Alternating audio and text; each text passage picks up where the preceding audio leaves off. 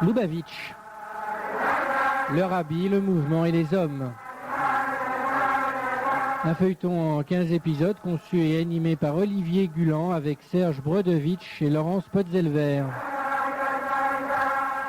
Réalisation sonore Judith Arfi. Bonjour Laurence Potzelver. Bonjour. Alors avec Serge Brodovitch qui nous a raconté la vie des différents rabbis de Lubavitch et avec qui nous avons également évoqué l'histoire du mouvement et ses options doctrinales, eh bien avec lui nous avons commencé ce feuilleton et après Serge Brodovitch, après 12 émissions réalisées avec lui, eh bien vous êtes Laurence Potzelver, donc la seconde intervenante de ce feuilleton. Avec vous, nous consacrerons les 3 derniers épisodes à une approche différente, tout à fait différente. Vous, contrairement à Serge Brodovitch, vous n'êtes pas à Lubavitch, et votre regard est celui d'une sociologue. Vous travaillez d'ailleurs à l'école pratique des hautes études en sciences sociales. Une sociologue qui vient d'achever une thèse sur les Lubavitch et qui a enquêté. Comment avez-vous procédé ? Vous avez enquêté pendant combien de temps en milieu Lubavitch ? Ça a pris beaucoup de temps, beaucoup d'années, parce que moi-même j'étais très loin de la religion et que je ne pouvais pas comprendre ce qui se passait spécialement chez les Lubavitch, plus que dans un autre milieu juif orthodoxe. Donc il y a eu un temps d'adaptation, un temps de connaissance. Alors la connaissance est difficile quand on est complètement extérieur. Bien sûr, on peut venir un Shabbat rue des Rosiers et comme c'est une mitzvah, une bonne action que d'être invitant l'étranger, eh bien j'étais cette étrangère qu'on a invitée les jours de Shabbat. Alors vous avez commencé en quelle année ? Oui, j'ai commencé très tôt, j'ose pas le dire. Disons qu'en 82, j'ai commencé à aller voir ces gens sans trop savoir ce que c'était la religion. Pour quelles raisons ? Qu'est-ce qui vous a attiré ? C'était pour des raisons tout simplement scientifiques ? Vous vouliez faire une thèse ou est-ce que c'était pour d'autres raisons ? Alors, quand on veut faire une thèse, il y a toujours beaucoup de raisons. Celle qui est académique, c'est l'intérêt pour un groupe particulier, mais il y a toujours des raisons personnelles. Et il faut trouver le mode de rencontre de ces deux raisons.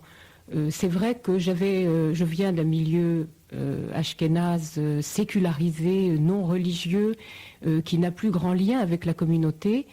Et voyant ces gens dans la rue, avec tout leur aspect de juifs tel que moi je croyais qu'ils avaient été en Pologne et en Russie il y a peut-être un siècle, j'étais attirée par ce groupe, par sa visibilité et par cette manière d'affirmer son judaïsme.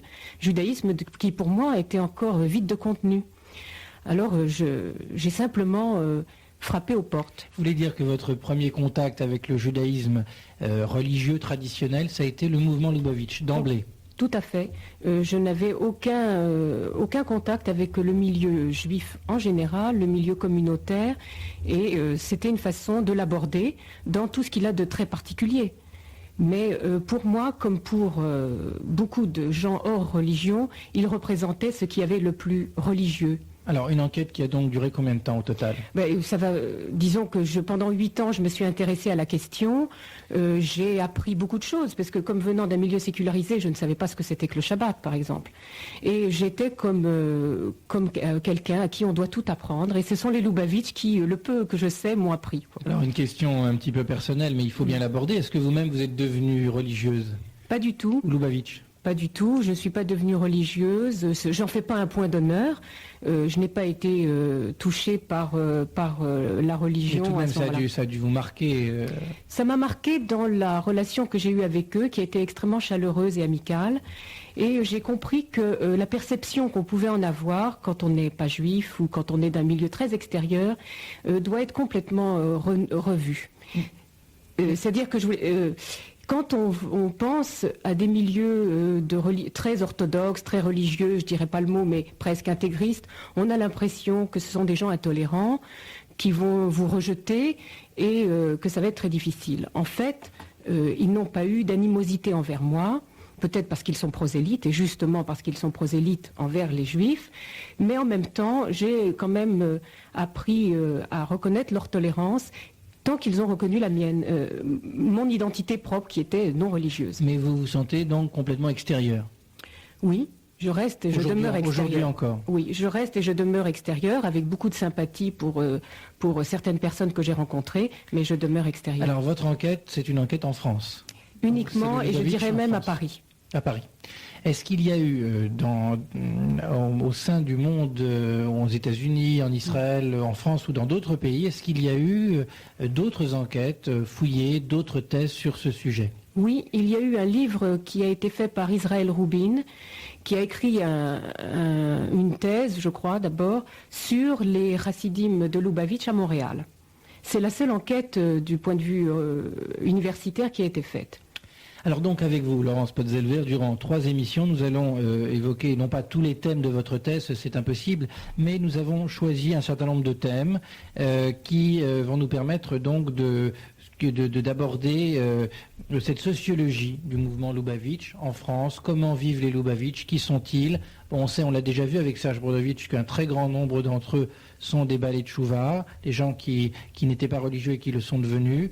Un très grand nombre d'entre eux également sont des gens d'origine séfarade en France, bien que le mouvement Lubavitch, on le sait, on l'a vu avec Serge Brodovitch, est un mouvement ashkénaze, né en Russie. Donc nous allons aborder 3 thèmes, puisqu'il y a 3 émissions, 3 thèmes généraux. D'une part, l'identité Lubavitch, ce sera le thème de cette émission-ci. Là, avec ce que vous appelez la redondance, vous allez nous expliquer ce que cela signifie dans votre esprit.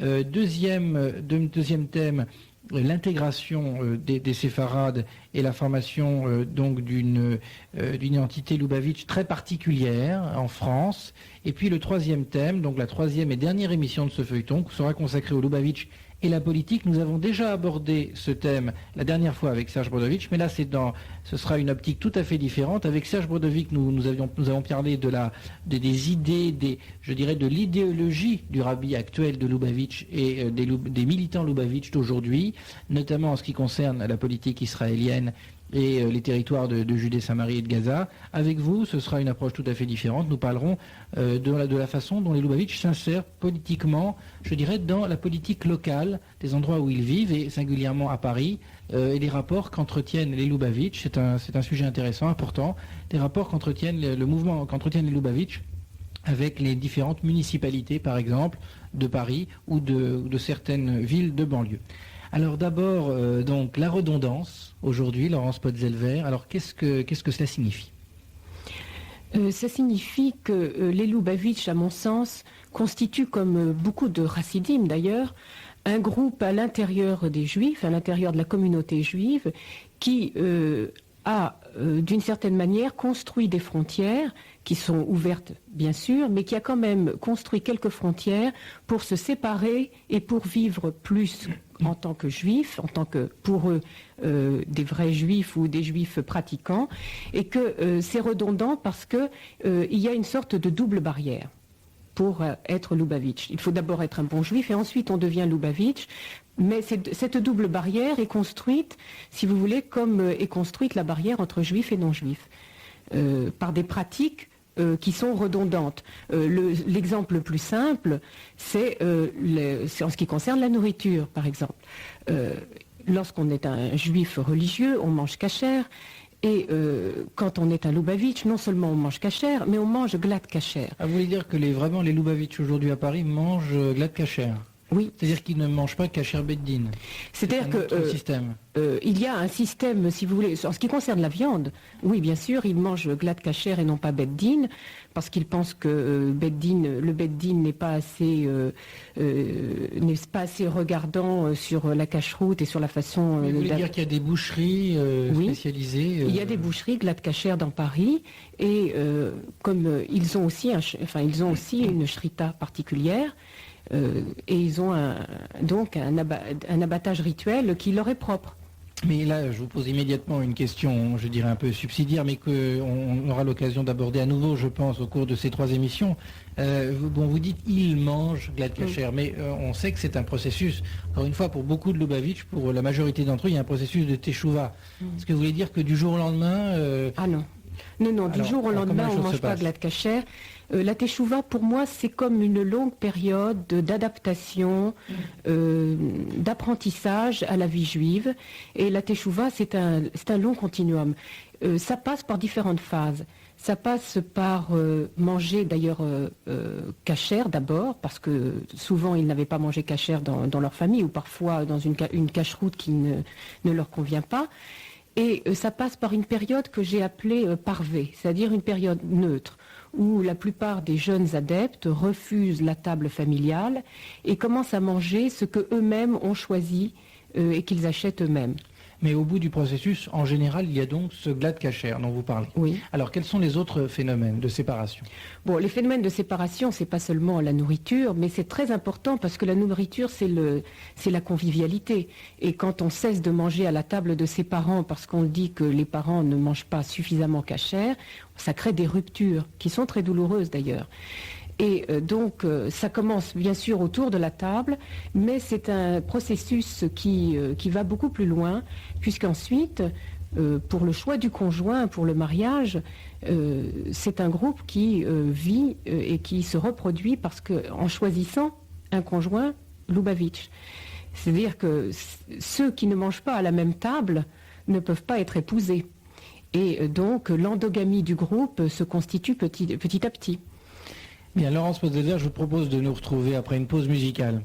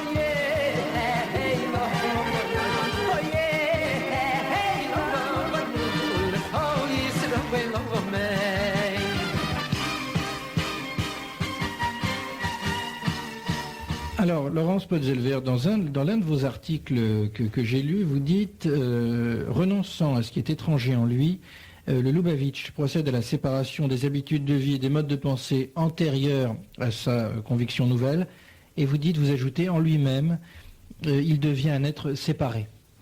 Pourquoi dites-vous cela? Je dis ça parce que quand on fait tchouva, on est d'abord le produit d'une société qui n'est pas une société uniquement juive et que l'on a été souvent, comme c'est le cas pour les Lubavitch, étudiants dans des lycées français et étudiants à l'université, et que l'on a acquis une culture qui n'est pas spécifiquement juive, qui n'est peut-être pas en contradiction avec la culture juive, mais dont on cherche cependant à se séparer pour mieux vivre sa vie de juif.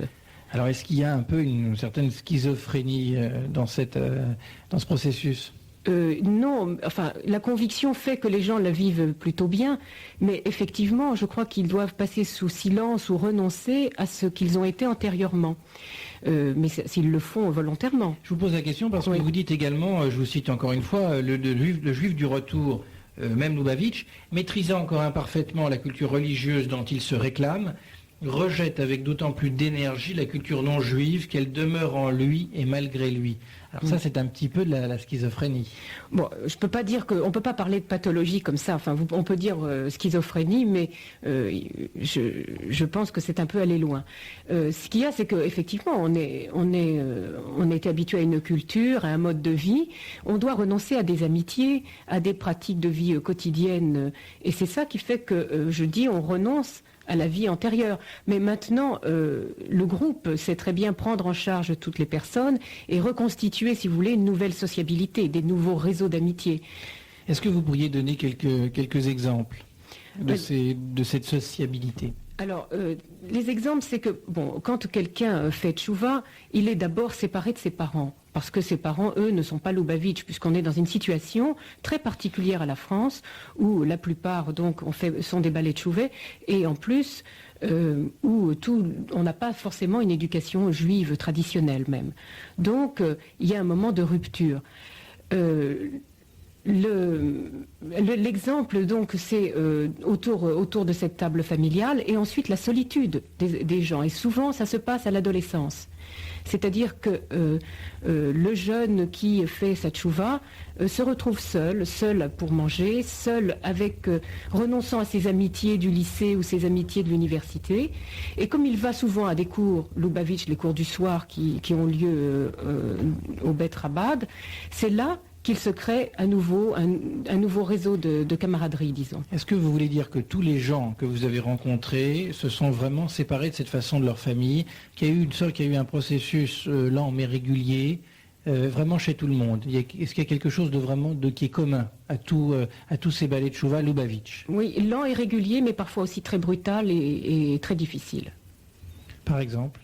Par exemple, des enfants et des parents qui se sentent menacés par le nouveau judaïsme de leurs enfants et qui me disent « Nous avions pensé être toujours des bons juifs et voilà qu'aujourd'hui, on nous dit que nous ne sommes pas assez juifs et qu'ils sont très malheureux. » Est-ce qu'il y a également un phénomène de ce qu'on appelle en hébreu la chazara bishéla, c'est-à-dire le retour à la non-religiosité?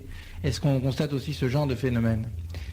C'est-à-dire de gens qui ont fait Teshuvah, qui sont devenus Lubavitch, ou qui le deviennent, qui essayent de le devenir, et qui au bout de quelques mois ou de quelques années, eh bien, abandonnent tout. Oui, et reviennent à leur état antérieur. Ça arrive surtout parce que la Teshuvah se fait à une période souvent d'adolescence, où on est en train de rechercher ses modes de vie, son mode d'insertion, et des nouvelles amitiés. Donc ça peut arriver, ça arrive certainement. Alors Laurence Potzelver, donc vous montrez bien dans vos différents travaux, dans cette thèse, vous montrez bien que les Lubavitch veulent distinguer sans cesse le pur et l'impur, ce qui est d'ailleurs un phénomène juif, enfin je veux dire ça fait partie du judaïsme, mais il y a effectivement cette redondance, c'est particulièrement vrai, dites-vous, au sein du mouvement Lubavitch. Et cependant, on sait très bien que les Lubavitch sont particulièrement ouverts sur l'extérieur. Oui, ils sont particulièrement ouverts parce qu'ils cherchent à faire revenir au judaïsme la plupart des juifs et que c'est leur objectif qui est lié d'ailleurs à la dimension messianique du groupe, qu'il ne faut pas sous-estimer. Mais en même temps, il y a une lutte constante, je pense, pour le Lubavitch de renoncement à sa vie antérieure et il y a certainement le sentiment qu'ils ont grandi dans une certaine impureté et qu'ils sont là maintenant dans une phase de reconquête d'eux-mêmes vers la pureté. Ils disent souvent, il y a Amalek est en nous, le mauvais penchant, le Yetzer Hara est en nous et nous combattons ce Yetzer Hara qui est en nous-mêmes. C'est pourquoi aussi ils comprennent ceux à qui ils s'adressent parce qu'ils ont été eux-mêmes des juifs non religieux. Ceux qui vont vers les autres, ce sont ceux qui sont déjà ce que vous appelez les Russes, c'est-à-dire ceux qui sont dans le mouvement depuis X générations, qui sont très minoritaires, ou est-ce que ce sont plutôt des gens qui eux-mêmes sont des novices, qui ont fait Teshuvah récemment et qui essayent de convaincre d'autres personnes?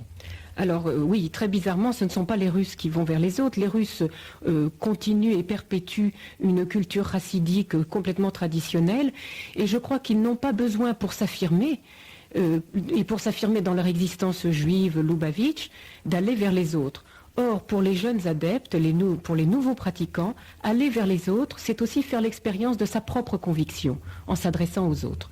Donc ce sont les jeunes, et aussi parce qu'ils ont, je crois à un moment donné, que le mouvement peut remplacer des mouvements plus politiques ou des mouvements de jeunesse qui ont l'habitude en milieu juif d'aller vers les autres. Et il y a ce même appel vers les autres. Alors il y a le phénomène, il y a un certain nombre de choses un petit peu, je dirais, folkloriques, notamment, on en parlait avec Serge Brodovitch, c'est Lubavitch que l'on voit dans la rue, proposer aux gens de mettre les tefilines. Comment le vivent-ils eux intérieurement ? Mais je crois que il faut justement dépasser cet aspect folklorique et très visible de la vie Lubavitch, parce que autrement on serait amené à pas comprendre leurs actions.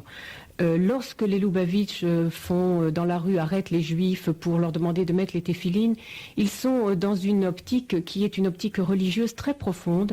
Et je crois que si on ne sait pas ce que c'est que ramasser les étincelles de la Shrina, c'est-à-dire rassembler le peuple juif pour dans une perspective messianique. La Shrina, c'est la présence divine sur terre. Oui. Les Lubavitch pensent que chaque juif a une âme juive qui est cachée et qu'il va falloir dévoiler. Si on ne comprend pas cette dimension mystique de leur action, effectivement, on a l'impression que ce sont simplement des militants qui vous harcèlent et qui font faire des gestes, disons, magiques d'une certaine manière. Or là, ça fait partie de leur univers religieux complètement. Et je crois que tant qu'on n'a pas saisi cette dimension-là, effectivement, ça peut paraître folklorique. Mais moi, ce que j'ai essayé de faire dans mon travail, c'est ne pas aller au-delà du folklore. C'est-à-dire essayer de comprendre pourquoi ces gens se mobilisent autant pour faire des actions de ce style-là. Absolument. Alors justement, nous aurons l'occasion de revenir sur ce phénomène de la teshuva lorsque nous parlerons de l'intégration, de l'insertion des séfarades dans ce mouvement Lubavitch. Ce sera le thème de notre prochain épisode. Merci Laurence Potzelvler. C'était Lubavitch, le rabbi, le mouvement et les hommes, un feuilleton en 15 épisodes avec Serge Brodovitch et Laurence Potzelvler.